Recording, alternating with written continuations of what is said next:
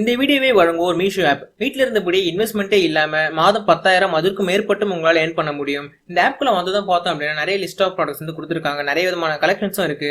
அதுல உங்களுக்கு பிடிச்ச ப்ராடக்ட் உங்க ஃப்ரெண்ட்ஸ் கிட்ட ஷேர் பண்ணலாம். லைக் வாட்ஸ்அப், ஃபேஸ்புக், இன்ஸ்டாகிராம் அது மாதிரி எந்த சோஷியல் மீடியா யூஸ் பண்ணி நீங்க ஷேர் பண்ணலாம். அது உங்க ஃப்ரெண்ட்ஸ் பார்த்துட்டு எனக்கு இது பிடிச்சிருக்கு அப்படின்னு சொன்னாங்கன்னா அவங்களுக்காக நீங்க ஆர்டர் பிளேஸ் பண்ணலாம். அவங்க வீட்டு அட்ரஸ்க்கே நீங்க பிளேஸ் பண்ணலாம். இதுக்காக நீங்க டெலிவரி பண்ண போறதும் கிடையாது, இல்ல எந்த இன்வெஸ்ட்மெண்ட்டும் வந்து பண்ண போறது கிடையாது. பட் உங்களுக்கு அதில் ஏர்னிங்ஸ் வந்து இருக்கு. எப்படின்னு பாத்தீங்கன்னா அந்த ப்ராடக்டோட ரேட் எவ்வளவு இருக்கோ அதுக்கு மேல நீங்க எவ்வளவு ப்ராஃபிட் வேணுமோ அதை நீங்களே வந்து டிசைட் பண்ணிட்டு அவங்களுக்காக நீங்க ஆர்டர் பிளேஸ் பண்ணலாம். அந்த ப்ராஃபிட் அமௌண்ட் பார்த்தோம் அப்படின்னா வீக்லி ஒன்ஸ் உங்களோட பேங்க் அக்கௌண்ட் வந்து அவங்களே ட்ரான்ஸ்ஃபர் பண்ணிடுவாங்க. இந்த app college students and homemakers அவங்களுக்குலாம் ரொம்பவே யூஸ்ஃபுல்லா வந்து இருக்கும். கண்டிப்பா இந்த ஆப்பை ட்ரை பண்ணி பாருங்க. டவுன்லோட் பண்றதுக்கான லிங்க் நான் டிஸ்கிரிப்ஷன்ல கொடுத்துருக்கேன். Hi friends, welcome to Chennai food. வீட்டில் இருக்கக்கூடிய கோதுமையை வச்சு ரொம்ப வித்தியாசமான முறையில் ரொம்பவே புதுமையான ஜூஸியான ஸ்வீட் ரெசிபி எப்படி செய்கிறதுன்னு பார்க்க போகிறோம். வாங்க பார்க்கலாம். 2 கப் அளவுக்கு நான் கோதுமை மாவு எடுத்திருக்கேங்க. இதை நம்ம மிக்சிங் பவுலுக்கு மாற்றி விட்டுக்கலாம். நீங்கள் எந்த பவுலில் மிக்ஸ் பண்ணுறீங்களோ அந்த பவுலுக்கு மாற்றி விட்டுக்கோங்க.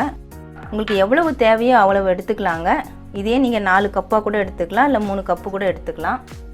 மாவுக்கு தேவையான அளவு சால்ட் சேர்க்கணும். நான் 2 பிஞ்ச் அளவுக்கு சால்ட் எடுத்திருக்கேன், அதில் சேர்த்து விட்டுடலாம். எந்த கப்பில் நீங்கள் மாவு எடுக்கிறீங்களோ அதே கப்பில் 1/2 கப் அளவுக்கு குக்கிங் ஆயில் எடுத்துக்கோங்க. நீங்கள் சமைக்கிறதுக்கு எந்த எண்ணெய் யூஸ் பண்ணுறீங்களோ அந்த எண்ணெயை நீங்கள் எடுத்துக்கோங்க. இந்த எண்ணெயை இதில் ஊற்றி விட்டுடலாம். ஊற்றிட்டு நல்லா மிக்ஸ் பண்ணிக்கலாம். எண்ணெய் சேர்த்துட்டு நல்லா கலந்து விட்டாச்சு பாருங்கள். மாவு எண்ணெய் சேர்த்ததுக்கப்புறமா இப்படி தான் இருக்கும். இப்படி நம்ம கையில் பிடிச்சோம்னா பிடிக்கிற அளவுக்கு வருது பாருங்கள். இந்த அளவுக்கு தான் இருக்கணும். இப்போ கொஞ்சம் கொஞ்சமாக தண்ணி சேர்த்துட்டு நல்லா சப்பாத்தி மாவு பதத்துக்கு கட்டியாக பசைஞ்சிக்கலாம். தண்ணி கொஞ்சம் கொஞ்சமாக சேர்த்துக்கோங்க, ஏன்னா எண்ணெய் ஏற்கனவே நிறைய சேர்த்துருக்கோம். தண்ணி சேர்த்து மாவு பசைஞ்சு எடுத்துட்டேங்க. பாருங்கள், நல்லா சப்பாத்தி மாவு பதத்துக்கு நல்லா சாஃப்டாக இந்த மாதிரி பசைஞ்சு எடுத்துக்கோங்க. எனக்கு 50 ml வரைக்கும் தண்ணி செலவாச்சுங்க. நீங்கள் கொஞ்சம் கொஞ்சமாக தண்ணி சேர்த்து நல்லா கட்டியான மாவு பதத்துக்கு பசைஞ்சு எடுத்துக்கோங்க. இந்த மாவை நம்ம ஒரு 5 நிமிஷம் ஊற விட்டுறலாம். நான் மூடி போட்டு விட்டுறேன். 5 நிமிஷம் அப்படியே இருக்கட்டும். மாவை பசைஞ்சு நம்ம 5 நிமிஷம் ஊற விட்டுருக்கோங்க. அது ஊறுறதுக்குள்ளார நம்ம ஜீரா ரெடி பண்ணிக்கலாம். நான் அடுப்பு ஆன் பண்ணிவிட்டு அடுப்பில் பேன் வச்சுருக்கேன். நீங்கள் எந்த கப்பில் மாவு எடுக்கிறீங்களோ அதே கப்பில் சர்க்கரை எடுத்துக்கோங்க. நான் 1 கப் அளவுக்கு சர்க்கரை எடுத்திருக்கேன். 2 கப்பு மாவு, 1 கப்பு சர்க்கரை, எல்லாமே ஒரே கப்பில் மெஷர் பண்ணிக்கோங்க. எந்த கப்பில் சர்க்கரை போடுறீங்களோ அதே கப்பில் 2 கப் அளவு தண்ணி சேர்த்துக்கலாம். நம்ம 2 கப்பு மாவு சேர்த்துருக்கோம், அதனால் 2 கப் அளவு தண்ணி சேர்த்துக்கலாம். 1 கப்பு சர்க்கரை, 2 கப்பு தண்ணி, எல்லாமே ஒரே கப்பில் மெஷர் பண்ணிக்கோங்க. இந்த சர்க்கரை நல்லா கரையணும். கரைஞ்சிட்டு கம்பி பதம் வரணும்.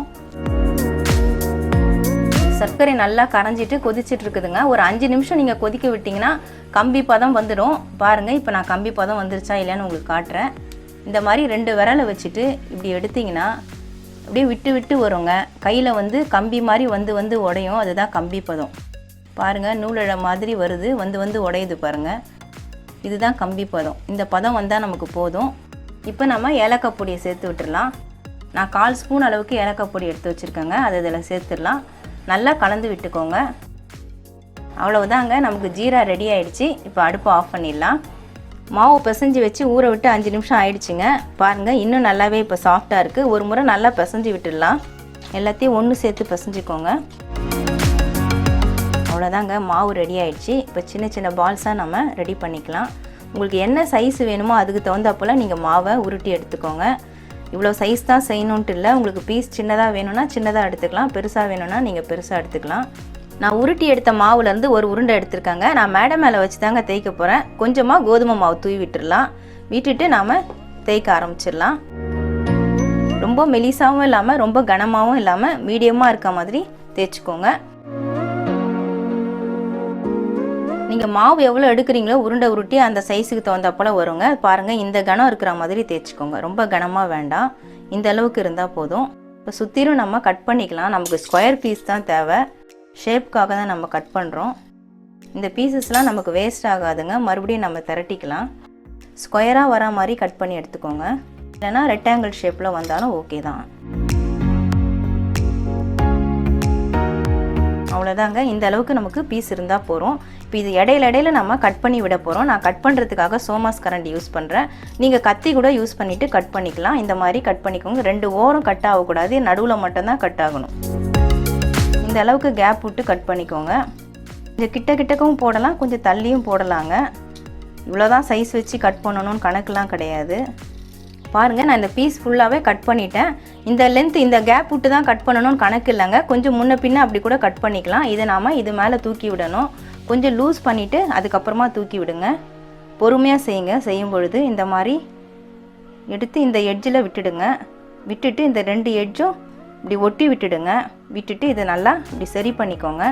பண்ணிவிட்டு மறுபடியும் இந்த எட்ஜை எடுத்து இது மேலே விட்டுடலாம். இதையும் இப்படி ஒட்டி விட்டுடுங்க. அவ்வளோதாங்க. பாருங்கள், நமக்கு பீஸ் ரெடி ஆயிடுச்சு. இப்போது இந்த பக்கம் இப்படியே ஃபோல்டு பண்ணிவிட்டு சின்னதாக ஆக்கிக்கோங்க. இந்த முனையை இப்படி சின்னதாக ஆக்கிட்டு இதை அப்படியே ஒட்டி விட்டுடுங்க. விட்டுட்டு இதை நாம் இது உள்ளே விட்டு வாங்கணும். இது மாதிரி விட்டுட்டு பொறுமையாக வாங்கிக்கோங்க. பயப்படாமல் தைரியமாக செய்யலாம். பாருங்கள், வாங்கினதுக்கப்புறம் நமக்கு இந்த மாதிரி டிசைன் வரும். அடுத்ததாக நம்ம கீழேயும் அதே மாதிரி ஃபோல்டு பண்ணிக்கலாம். மேலே ஃபோல்டு பண்ண மாதிரி கீழேயும் இதே மாதிரி மடித்து விட்டுக்கோங்க. இந்த சைடும் இந்த சைடும் மடிச்சுட்டு லைட்டாக ஒரு ப்ரெஸ்ஸிங் கொடுத்துருங்க.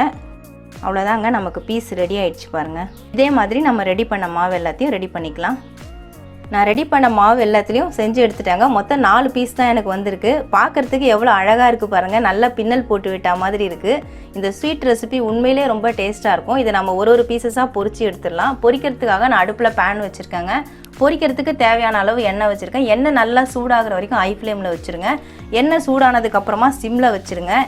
ஏன்னா இந்த பீஸ்லாம் கொஞ்சம் கனமாக இருக்கும், அதனால் பொறுமையாக தான் வேகும். ஒரு பீசஸாக எண்ணெயில் போட்டுடலாம். நீங்கள் ஹை ஃப்ளேமில் வச்சிங்கன்னா வெளியிலலாம் நல்லா வெந்துடும், உள்ளே வேகாமல் போயிடும். அதுக்காக தான் நான் சிம்மில் வைக்கணும்னு சொன்னேன். எண்ணெய் சூடானதுக்கப்புறம் இதை பொறுமையாக தான் நம்ம வேக வச்சு எடுக்கணும். ஒரு பக்கம் வேகட்டோங்க. வெந்ததுக்கப்புறமா நம்ம திருப்பி விடலாம். நல்லா கோல்டன் கலர் வந்ததுக்கப்புறமா தான் நம்ம எடுக்கணும். நான் சிம்லேயே வச்சுட்டு ஒரு 4-5 முறை திருப்பி விட்டேங்க. பாருங்கள், இப்போ நல்லா கோல்டன் கலராக வந்துருச்சு. நாம் எடுத்துடலாம். பொறுமையாக எடுத்துக்கோங்க. நீங்கள் திருப்பி விடும்போதும் பொறுமையாக திருப்பி விடுங்க. அப்போ தான் பிரிஞ்சு வராமல் இருக்கும். நல்லா எண்ணெயை வடிச்சிட்டு எடுத்துக்கோங்க.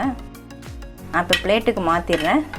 பாருங்கள், இந்த அளவுக்கு கோல்டன் கலர் வந்தால் போகிறோம். நல்லா சூப்பராக அழகாக வந்திருக்கு. இதை நம்ம ஜீராவில் சேர்த்துடலாம். ஜீராவில் இந்த பீசஸ் எல்லாத்தையும் போட்டுட்டு நல்லா பரட்டி விடணுங்க. பரட்டி விட்டால் தான் ஜீரா அதில் ஊறும். இந்த மாதிரி போட்டுட்டு பரட்டி விட்டுடுங்க. ஒரு மணி நேரம் ஜீராவில் ஊற விட்டுட்டு சாப்பிட்டா அவ்வளோ அருமையாக இருக்கும். ரொம்ப டேஸ்ட்டாக இருக்கும். இந்த மாதிரி ஜீராவை எடுத்து மேலே கொஞ்சம் அப்பப்போ ஊற்றி விட்டுட்டு இருந்திங்கன்னா நல்லாவே ஊறிடும்.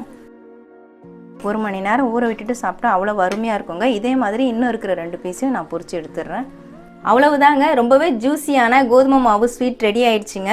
வீட்டில் இருக்கக்கூடிய கோதுமை மாவை வச்சு இந்த ஸ்வீட்டை ரொம்ப ஈஸியாக செய்யலாங்க. உங்கள் வீட்டுக்கு யாருன்னா கெஸ்ட் வந்தால் கூட இந்த மாதிரி ஸ்வீட் ரெசிபி செஞ்சு அவங்கள அசத்தலாம். பாருங்கள், பார்க்கும் பொழுது எவ்வளோ அழகாக இருக்குது. இன்னும் நல்லா 1 ஹவர் ஜீராவில் நம்ம ஊற விட்டுட்டு சாப்பிடும் பொழுது அவ்வளவு ஜூஸியாக இருக்கும். ரொம்ப டேஸ்ட்டாக இருக்குங்க. கண்டிப்பாக ட்ரை பண்ணி பாருங்கள். வீட்டில் இருக்கக்கூடிய கோதுமையை வச்சு ரொம்பவே ஜூஸியான ஸ்வீட் ரெசிபி எப்படி செய்கிறதுன்னு வீடியோவில் பார்த்துருப்பீங்க. கண்டிப்பாக ட்ரை பண்ணி பாருங்கள். ரொம்பவே டேஸ்ட்டாக இருக்கும். உங்களுக்கு இந்த வீடியோ பிடிச்சிருந்தா லைக் பண்ணுங்கள், ஷேர் பண்ணுங்கள், சப்ஸ்கிரைப் பண்ணுங்கள். சப்ஸ்கிரைப் பண்ணவங்க மறக்காமல் பெல் பட்டனை கிளிக் பண்ணுங்கள். இந்த வீடியோவில் ஏதாவது டவுட்ஸ் இருந்தால் கமெண்ட்ஸில் கேளுங்க. மீஷோவை பற்றின டீட்டெயில்ஸை வீடியோவோட ஸ்டார்டிங்கில் என் பையன் சொல்லியிருப்பார், நீங்களும் பார்த்துருப்பீங்க.